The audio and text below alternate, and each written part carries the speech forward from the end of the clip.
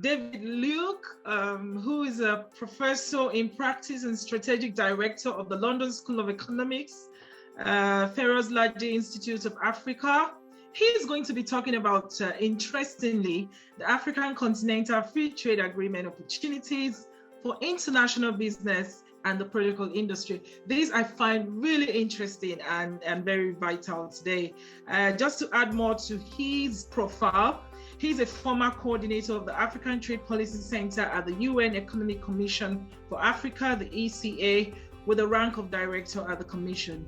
At the ECA, he was responsible for leading research, policy, advisory services, training and capacity development on inclusive trade policies, and in particular, the boosting intra-African trade and the African Continental Free Trade Area initiatives. Today, he's going to be telling us more about the African Continental Free Trade Agreement, which I'm very passionate about. And the floor is yours, David Luke. Yes, thank you very much, Director, and thank you for giving me this opportunity to join this very important meeting. I think it's very appropriate that I'm coming right after Dr. Namira because I'm going to talk about a program that is actually an initiative of the African Union. Yes, and as you have mentioned, Madam Kenneth Divine, in your introduction, the African Continental Free Trade Area is a very important initiative. It can transform the continent, the way the continent does its business, and the way that the continent engages its partners.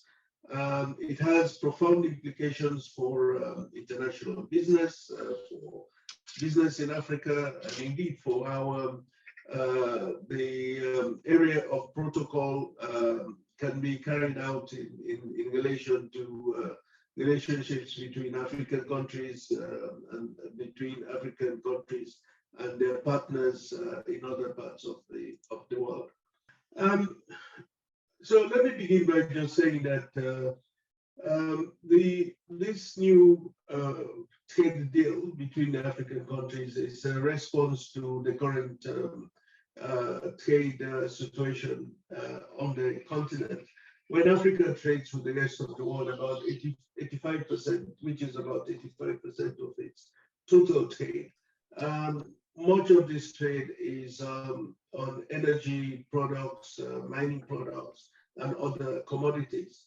However, when Africa trades among itself, that's intra-African trade, we find that this trade is much more diversified.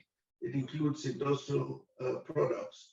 So the thinking here behind this trade deal is that whilst, of course, by all means, Africa wants to continue to trade with the rest of the world, it also wants to open up the trade at the same time among itself so that it can trade these higher value products among itself, among African countries. And this is seen as a way of boosting intra-African trade and for providing opportunities for Africa's industrial development. We can go to the second slide, please, the third slide.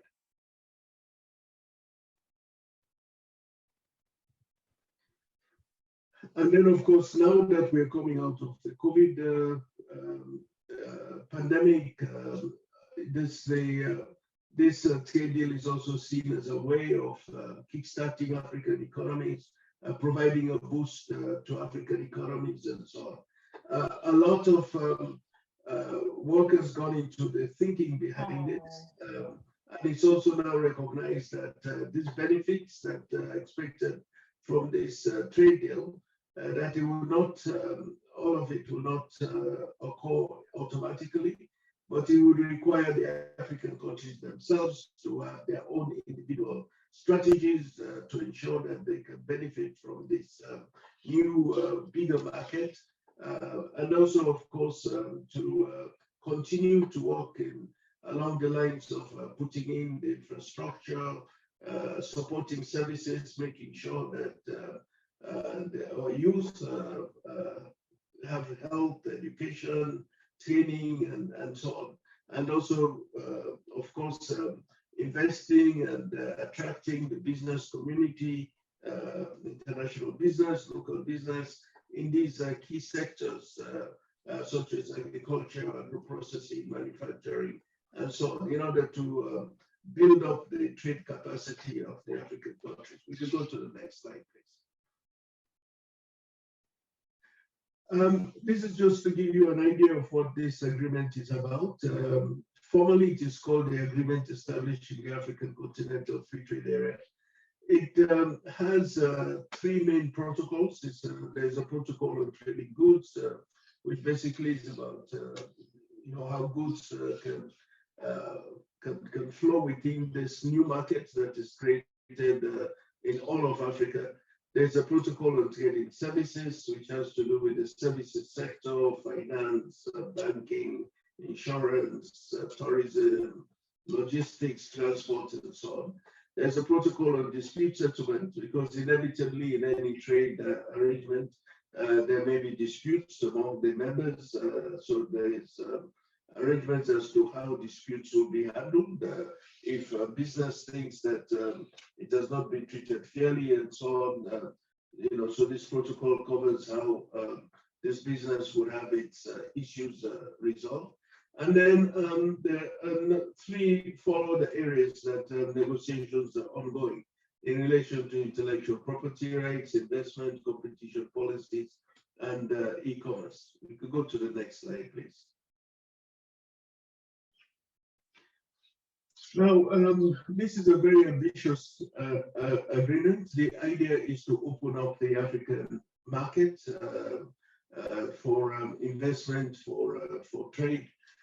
So the plan is that 90% of all the tariff lines that cover trading goods would come down to zero within 5 years. In other words, no customs duties in order to stimulate trade.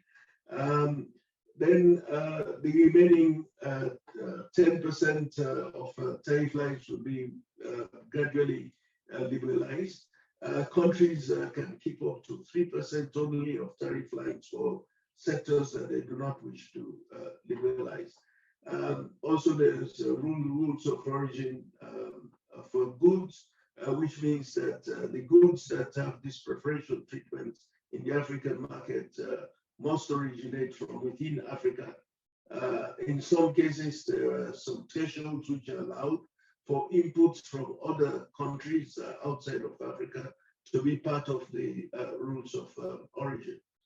When it comes to services, as I've said, first of all, 5 priority sectors are going to be opened up: business, communication, finance, tourism, transport, health and education services also being considered to be opened up across the continent. And as I mentioned, the phase 2 negotiations that are also ongoing. They were scheduled initially to be concluded in December 2021, but this deadline was not met, and this work is ongoing. The Secretariat has been established to oversee this agreement in Accra, and headed by a South African, who is the Secretary General overseeing the arrangements. We could go to the next slide, please. Now, what I want to show in this slide is that, as I said earlier, although intra-African trade is relatively small, nonetheless, it is an important part of Africa's trade. And this is something that is not widely recognized because there is so much exports and imports from the European Union, from China, and from others. It gets lost in the narrative that Africans are not trading much among themselves. But that is not correct. As you can see from the graphs that I'm showing, when you look at the data, of course, Africa's biggest trading partner is the European Union. Then next, actually, when it comes to exports, the second biggest trading partner is the African countries themselves. Whereas the trade with the EU in 2019, just before COVID, was 94 billion. Intra-African trade was actually 65 billion. And then next you have China. And then, as I said earlier, much of what Africa exports is commodities and so on, and oil is a very important part of that. But the narrative here is that intra-African trade is actually very important. And also when you look at imports, whilst most of the imports come from the EU and from China, you can see that intra-African trade imports, that's what countries import from one another, is also quite up there. So this is a very firm basis to build upon. Of course, Africans have been trading among themselves in their respective economic communities, such as ECOWAS or EAC and SADC and COMESA, etc. But now, of course, under this new trade arrangement, you are going to see the whole continent open up to Africa's trade. Next slide, please.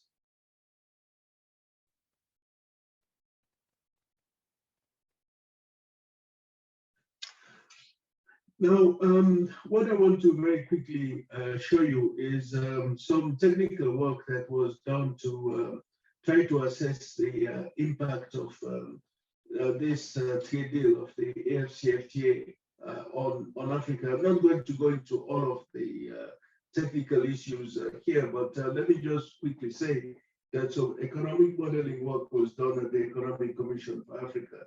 And these are the results which are very interesting that I'm going to show you. So we can go to the next slide.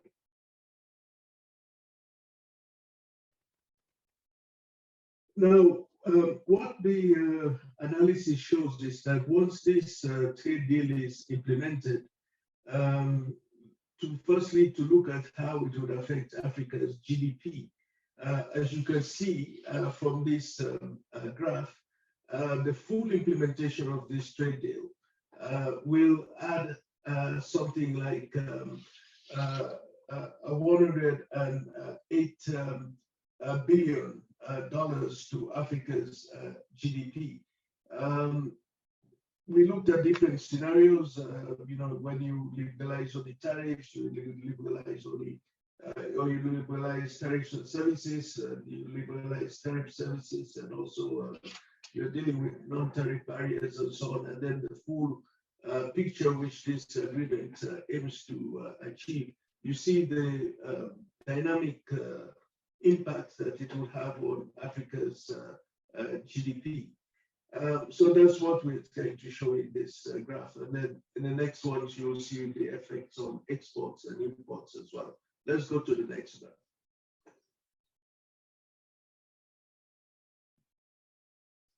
Yeah, then the same picture also, when you look at the change in Africa's exports and imports, when you compare this with the current situation with Africa's trade with the rest of the world, when the AFCFTA is implemented, you see again, I don't want to go into too much of the details, but you see again a very strong impact when this agreement is fully implemented, how it will impact Africa's exports, it will impact Africa's imports. So you can see the gradual progression with full implementation of the agreement. We can go to the next slide.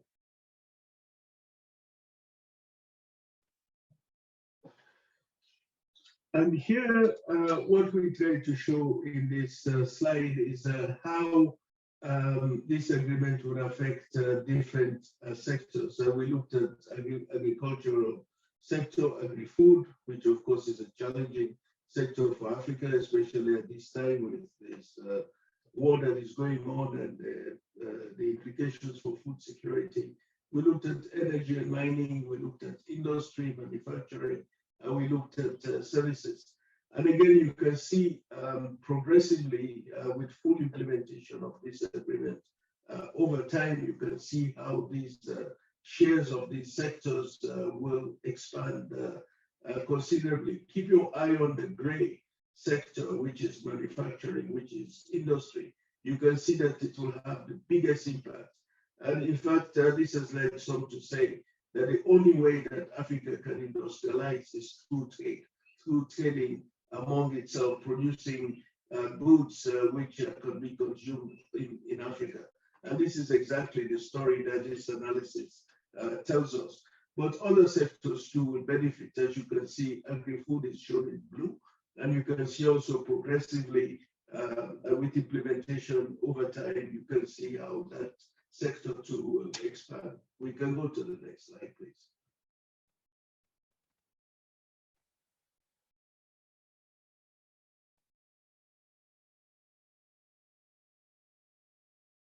Yeah. So here, what we try to show in this slide is to put everything in perspective, in the sense to try to summarize everything. Basically here to say is to show that with full implementation, ambitious implementation of the AFCFTA, you're going to see these dynamic impacts across all of these sectors on African economies. So this actually is the last slide that I wanted to show, and I'll just conclude by making a few more remarks. And just mainly to say that for you who are working on protocol, working with governments in the interaction with other governments and so on, it's going to be your responsibility to help to sell this agreement. With this full implementation, it's going to change the way that the economies of Africa are seen. Already today, the combined GDP of Africa is something like $2.3 trillion. There are huge opportunities that this trade agreement is going to bring. And I think that protocol has an important role to play in terms of making the benefits of this agreement better known among the various governments that protocol is the lead for interacting with, and also in terms of making this agreement better known to international business, the private sector, and so on. This is Africa's blueprint for economic change on the continent. For too long, this has been a continent that has been seen as only a continent of problems. But this agreement wants to change that picture, and the technical analysis underpinning it shows that it can be done. So I'll stop here, and once again, to Madam Patricia Kenneth Divine and her colleagues, thank you for this opportunity to make this presentation. Thank you so much. Thank you, Dr. David. This is really, really fantastic, really. and it's just so beautiful the way you've delivered it in terms of the whole agreement and how you've broken it down into segments, and we see a progression in terms of, goods, services, export, import. And I like the idea, you've given indications that manufacturing is where we could look up to in terms of what's going to happen speculative in the next 5 years, 6 years, and there's a whole lot. And looking at the population size, like you mentioned, is quite relevant today to see that industry and services are increasing, especially to US and within the European market. So it's quite really a very good breakdown and summary of what we think. And I also enjoyed the fact that you've been able to also draw relevance to protocol, and we're seeing it from that sense of how we can actually expand industry and add value when it comes to economic development. So you've done a really great job there. I'm just looking through whether there are any questions. Otherwise, I'm not sure if my colleagues have 1 or 2 questions, or even the speakers, if you have a question, you could pull that through. But this is a brilliant presentation. I think it's a whole lot, and I'm going to take time to even digest some of the information you've given. But it just shows, yeah, it just shows to us. So we're looking at protocol and diplomacy, not just from the sense of, you know, what people think in terms of diplomacy, in terms of cultural value and things like that, ethics, precedents and other, but looking at the opportunities that await us, you know, and how we can actually begin to maximize these opportunities, reflecting them back in diplomacy and seeing how that strength could make things happen. And the big thing there is in terms of doing business from country to country, there's been a lot of free movement at the moment from country to country, and it just shows how diplomacy sits in getting, there are lots of trade missions going on, so being facilitating all these business meetings and business missions and trade agreements and that kind of thing really sits well in terms of where we are. So thank you so much, Doctor, and Yes, we'll call on you again. Yes, indeed, I'll be delighted too. And as you have just concluded, economic diplomacy should be part of the way we sell these agreements to other partners. So thank you so very much. Yeah, thank you so much. All right then, thank you.